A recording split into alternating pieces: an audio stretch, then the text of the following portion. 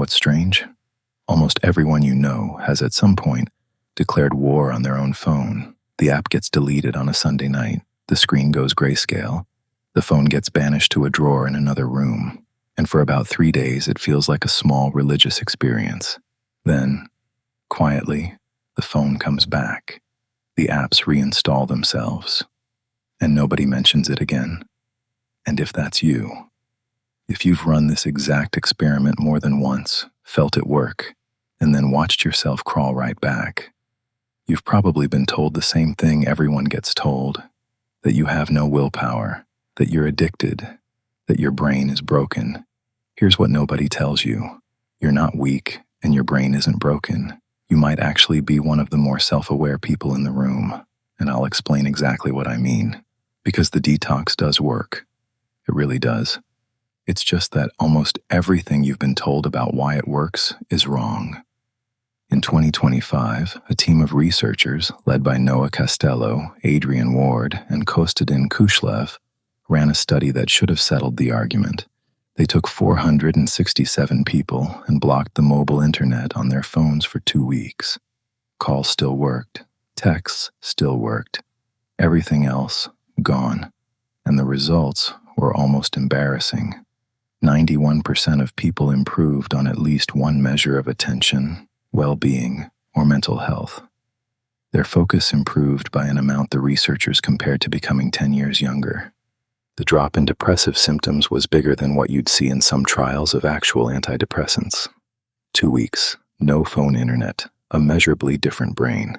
So here's the story you've heard 100 times. The phone floods your brain with dopamine. The detox lets that dopamine reset. You starve the system, the receptors recover, and you come out the other side cleansed and whole. It's a beautiful story. It's also nonsense.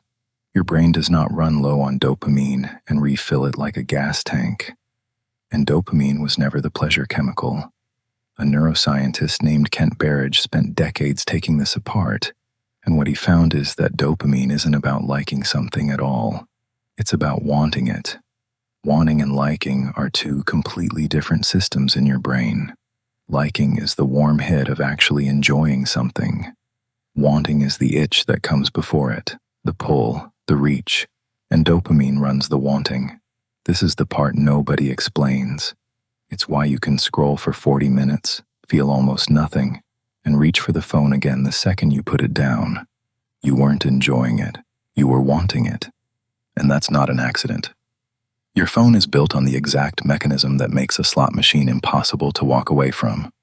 Psychologists call it variable ratio reinforcement, a reward that arrives on an unpredictable schedule.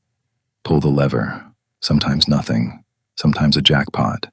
Pull to refresh, sometimes nothing, sometimes a message that lights you up. Your brain finds an unpredictable reward far more compelling than a reliable one. The hook was never the content. The hook is the maybe. Now, here's where you come in.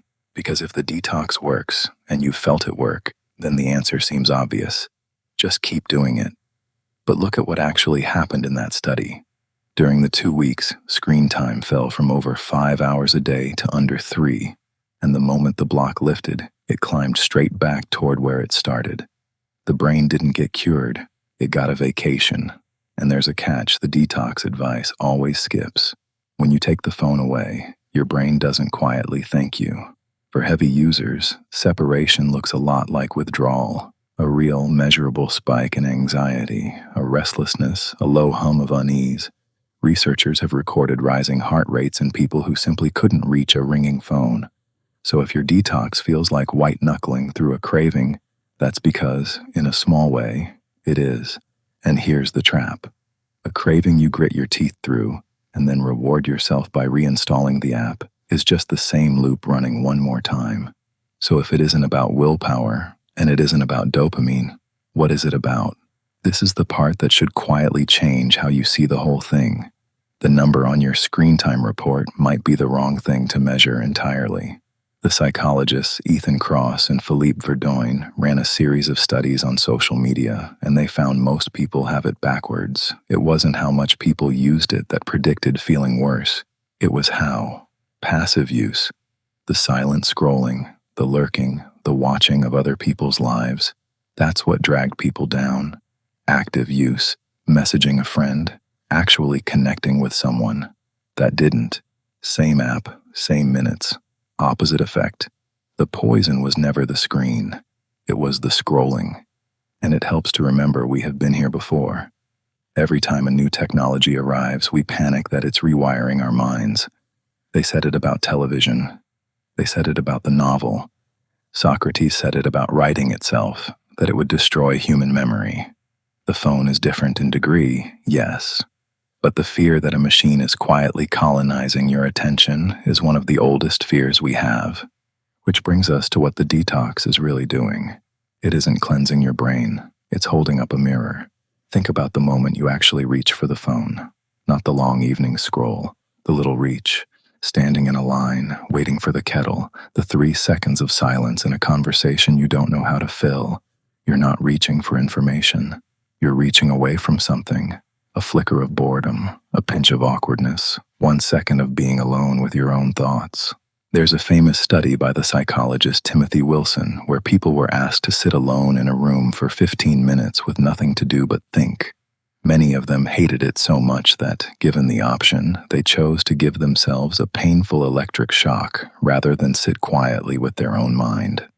One man did it 190 times. We are, it turns out, deeply uncomfortable being alone with our own unstimulated attention, and the phone is simply the most effective escape hatch ever invented. So the phone was never really the problem. The discomfort underneath it was. A detox that just removes the phone without ever asking what you were escaping is like throwing out the painkillers and never treating the wound. The people who treat 30 days as a simple cleanse almost always snap straight back. The ones who actually change are the ones who use the silence to work out what they were trying not to feel.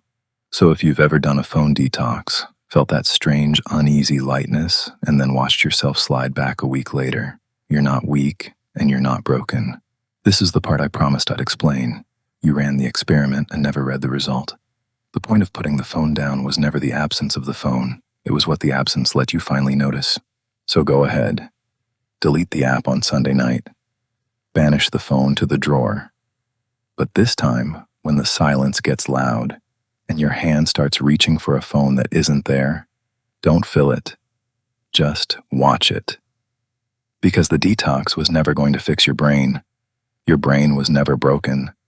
It was only ever trying to tell you something. And the phone was talking too loudly for you to hear it. If this one landed for you, there's a whole shelf of these waiting in the description. I'll see you in the next one.